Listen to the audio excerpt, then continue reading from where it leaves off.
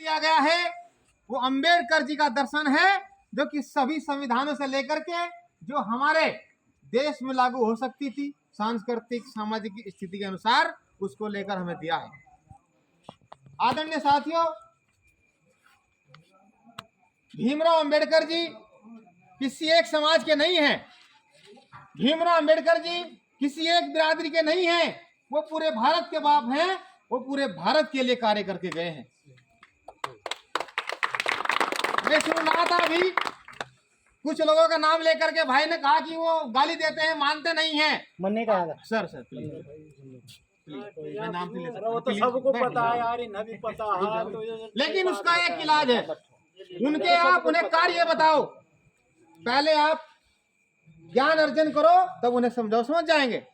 मैं भी तो कच्चे समाज से हूँ, मैं भी तो समझ गया। पता नहीं कितनों को मैंने समझा दिया।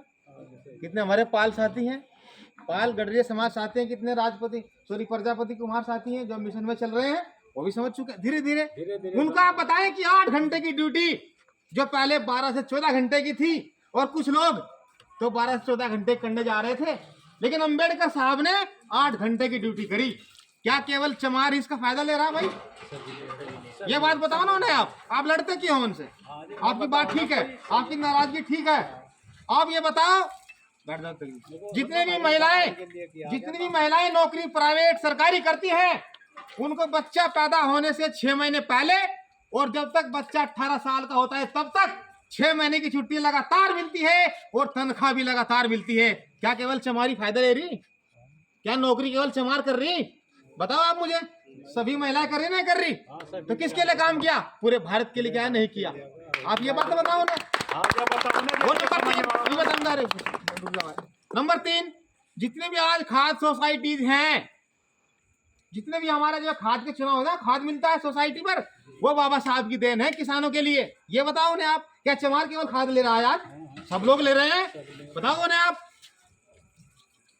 नंबर 4, आप उन्हें बताइए कि जितने भी आज भाखड़ा नागल बांध से लेकर के जहां पर डैम, जहां पर बिजली बनती है, संयंत्र लगते हैं, जो राजभाई नहरें बने हुए हैं, वो बाबा साहब की देन है। क्या केवल चमार आज किसान की सिंचाई कर रहा है? नहीं, सभी समाज से धर्म के लोग आज उनका फायदा ले रहे हैं। आप बताओ किसका संविधान है?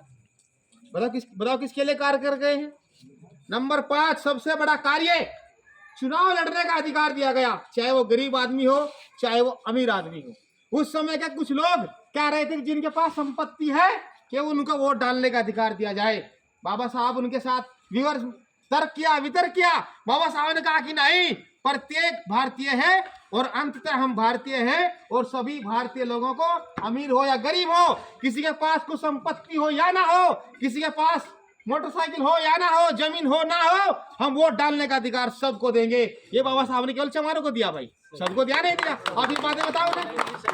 नंबर 4, नंबर 5, सबसे बड़ा काम, जवान साथियों, नौजवान युवकों, आपके ऊपर कंधे, भविष्य का निर्माण अब आपके ऊपर है। आप ध्यान से सुनना।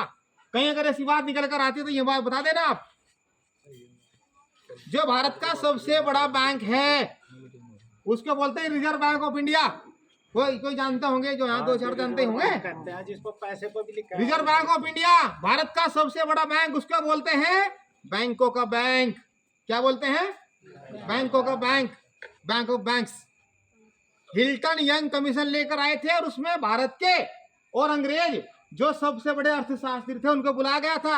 उसमें बाबा साहब भीमराव अंबेडकर को भी बुलाया गया था, क्योंकि अंबेडकर साहब असली जो विद्वान थे, असली पढ़ाई जो PhD की थी बाबा साहब लंदन से, कोलंबिया से, वो इकोनॉमिक्स अर्थशास्त्र में की थी।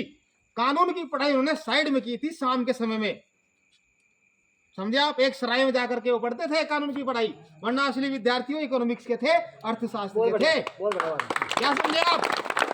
अब उन्होंने एक किताब लिखी है।